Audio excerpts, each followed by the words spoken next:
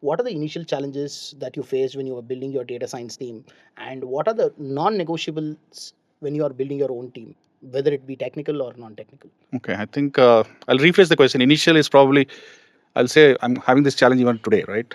So this challenge has been there for the last decade or so, and I still have the same challenge, right, of hiring the right people for my company as well as for my current organization.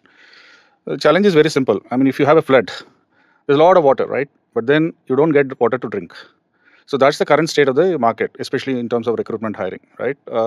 Challenge is a lot of people in the market, but quality is a concern, right? Let's take an example, right? I keep posting ads on LinkedIn for my company. The moment I post an ad on LinkedIn, probably I'll get 100 to 200 in the first 2 days of profiles. I'm talking about resumes. And if I keep the ad continuing for a week or two, I'll get at least 1,000 profiles.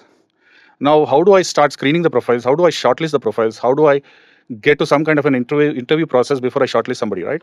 So my message is very simple. There's a lot of there's a lot of quantity, but quality is a question mark, right? Second is data science has been the buzzword for the last 10, 12, 13 years now, right? Everybody calls themselves as data scientists. Everybody calls themselves as AI ML experts. If you see the LinkedIn titles, everybody says AI ML expert, right? Now I think people have started generative AI as an example, right? So again, the problem is you're not going to be a data science expert just because you have developed a couple of dashboards, right? You're not going to be a data science expert just because you analyze some data. So these are all the challenges that I see in the market, because there's no clear distinction between a visualization guy as well as a data analyst or a BI or a data science guy, or even somebody who is a little more advanced, like somebody who can do some chatbots or intelligent conversational bots or whatever, right? So in a nutshell, what I see is there is a lot of muddying waters, right? So it's very, very difficult to find the right profile in the market, whether it is a fresher or whether it is an experienced profile, right? People write a lot in their resumes, but I mean, they can't even explain beyond 5 minutes what they have done in the project. So that's the challenge that I face today, as well as I faced yesterday, as well as I faced a decade back. So that's in a nutshell what are the challenges I see. And the second question that you asked, what is non-negotiable, right? Of course, I don't want to go into things like, I want people to be very honest in their resumes. You only put what you have done. That is very, very important to me, right? I see resumes as mile wide and inch deep. Everybody claims I know everything, but then you start digging, you probably figure out that they know nothing, right? So I would prefer resumes which are inch wide and mile deep, right? So you claim to be a data analyst, I'm fine. I mean, if you look at data science as a broader discipline, 60 to 70, 80% of the effort is basically data cleaning, preparing data, ensuring that the data is in a form shape which can be used for analysis and modeling.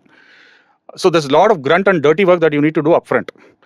And that is where I think people have to focus and fine-tune their skills, right?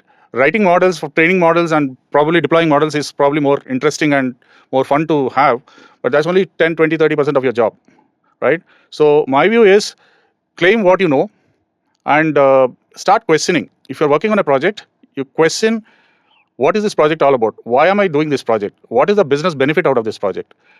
Technology is just an enabler. So don't claim that you know technology. I mean, learning Python is probably a couple of months job at best, right? Learning any visualization tool, Power BI or Tableau or anything is no big deal.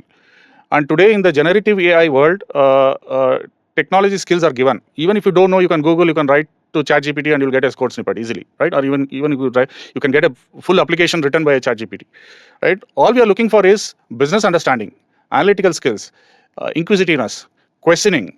That's what I think matters to me, and that's what I'll be looking for. I'm looking for profiles who are inch wide and mile deep. That's in a nutshell.